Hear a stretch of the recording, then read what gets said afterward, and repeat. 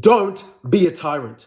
Guys, listen, it's Dami here from Clientele Boosters, and I'm going to talk about whether character or skill set is more important. Now, listen, why should you listen to me? I've been running a marketing company for over 5 years. It's called Clientele Boosters. I've worked with politicians, celebrities, Forbes members, all the way to production companies. I've got my own production company on the side. I've done nightclubs, events. I've done a lot: hospitality, HVAC, NDIS, e-commerce.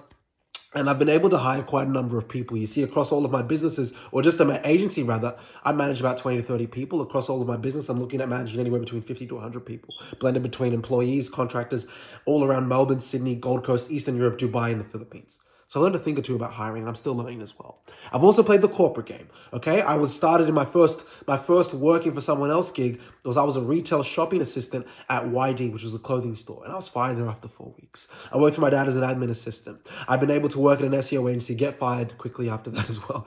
I'd been able to work for one of the fastest growing tech companies in 2022 and 2021. I worked my way up there. I was head of sales for a startup in Australia that was rivaling some of the biggest companies like Airbnb in the world. And I was head of sales there for 2 years, head of sales and client success. So I've been in the game, even though I'm younger, been in the game. And here are 3 quick things that I've learned about character versus skill set. I'm going to start with number 1, and that's going to be a story. So I had a team member, and she was exceptionally intelligent, probably had above 130 IQ, so very, very smart young woman in her 30s. And she was extremely good at SEO deliverables. I'm not going to name the name of this person. And she'd been working in my company for about a year and a half, and she was tough to deal with from the start. She would get results, and then she'd be not always showing up to meetings, and I was like, why? And we'd have these conversations, and she'd make these promises. And it got to a point where one by one, all of the accounts that she was responsible for churned, like one by one, month after month. And it wasn't because of the results. The results were usually there. She usually was actually near the probably higher level of people in our SEO department that were getting results. It was mainly because she was not emotionally invested. She was not attentive to their emotional needs, the client's needs. When she was on these calls with these guys, I would see emails where she would not have completed a task that was done 6 months ago, but she would have completed the thing that made them money, right? Now, she's actually quit, ironically, just before I was about to fire her. It's the way it goes. Now I compare her to someone else. There's this other guy on my team, and this guy, similar age, similar experience. He's got a wife, he's got 2 kids. And, he skill-wise, maybe he's 20% not as good as this other SEO manager, but he's really good at giving the clients updates 3 times a week. Hey, this is what's happened. This is your result. This is where we're at. To the point where some clients don't even respond. There's clients that haven't even responded for 6 weeks. But because he was so attentive, he was always giving more and more of his attention to their account. Not just in terms of results, because it takes time to get results with anything that you do. But that level of attentiveness let them feel like they were cared for, compared to the really high IQ person that was great at getting the result, but if I have to put this video on this website, like, this is not going to change things. Like, I'm not going to do it, or I'll just say I'll do it and I'll forget about it. So number 1 is I'm going to give a point to character, because the person that lets the client feel more cared for is going to win ultimately, and it's going to keep the client for longer. Now, the second reason is this: skills can be taught for the most part. Character, harder to teach. Here's why. A lot of people's character is a result of a few things. And you can read about this with Robert Greene and other people that talk about, sociology and psychology.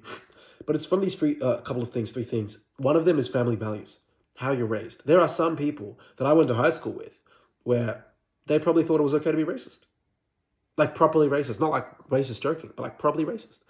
And now that I look back, and this sounds ironic, I'm actually like, that's fair enough. That's all they know. That's their value, right? That's like not their value, but it's what they know. So that's one thing, how people are raised. The second thing is experience, life experience. So oftentimes you'll find those people that maybe are in their late teens or early 20s, and they've traveled around the world, they've started a startup, and they've had it, and that failed, and it grew. And so they've maybe had a friend that died at a young age, or they've lost a parent, and they had to grow up a bit more quickly. That life experience, you might see that 25-year-old, and you're like, this person isn't the regular 25-year-old. They've been through a lot. They're a lot more sharp. They're a lot more switched on. They're a lot more attentive. They're more focused to the company's objectives.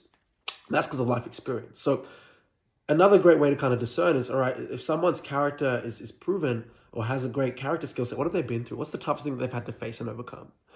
And the resilience that one develops when they've been through an interesting life, and they have a lot of stories to tell in that regard, oftentimes is harder to find or is less of a commodity compared to someone that's just good at running Facebook ads, someone that's just good at marketing, someone that's just good at communicating.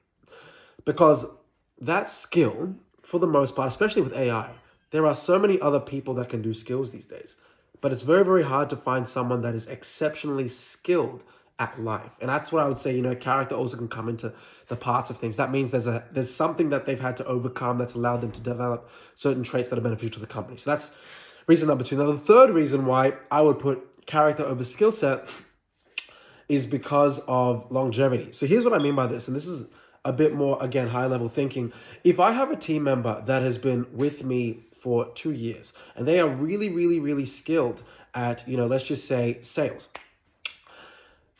I am going to naturally want to help that person propel more, build a relationship with them because they've been loyal to me. But if I get a killer salesperson and they're closing 10K deals, $100,000 deals, 5K deals, PIFs, getting people to pay in front for 3-6 months, but they leave after a month because they have no integrity or they have no loyalty to me. And each person's their own. Like, I get it. Life happens. That's fine. But if someone doesn't feel courageous enough to commit to something for an elongated period of time, then no matter how much money or how much success they bring your company, they're not going to be there long term. I'd rather someone that's maybe a 7 out of skill. I'm not saying pick a person that's a 3. Pick someone that knows what they're doing. But I'd rather pick someone that's a 7 out of 10 on skill, but, a 10 out of 10 or a 9 out of 10 or an 8 out of 10 on commitment, loyalty. Because I can build with them over a couple of years, and I can help them go from perhaps a B or B plus player to A plus. And that's the irony. You sometimes also got to just hire A plus players. I'm learning that as well. You can't always build everyone. Otherwise, you're wasting your own time as the CEO. But you can create an environment where they also are like, wow, Dami helped me grow from A to B. Now I'm significantly more skilled and I can make more money. I can start my own business. And that level of loyalty I found has resulted in a lot more growth long-term for my companies compared to that really heavy hitter that is a bit of a narcissist and only cares about their own end goal. Anyway, those are 3 quick reasons why. This is a bit more of a high-level video, but this is something that I've learned over the last 5 years, from having event nightclub businesses to having my own marketing agency for 5, nearly 6 years, to having a production company, having people that are long-term thinkers, but also have those other traits. They've got stories. They've had a bit of life experience. And the first thing that I mentioned, those are the things that really, I think, separate skill set from character. Okay. If you guys found this valuable, join the free Skool group. It's a lot more videos like this that I chunk out. And, like this, share it, comment, and hopefully you can share this with someone that, finds this valuable. If you found this valuable, then drop a comment. Let me know what parts you agree or disagree with. And as always, guys, think mega.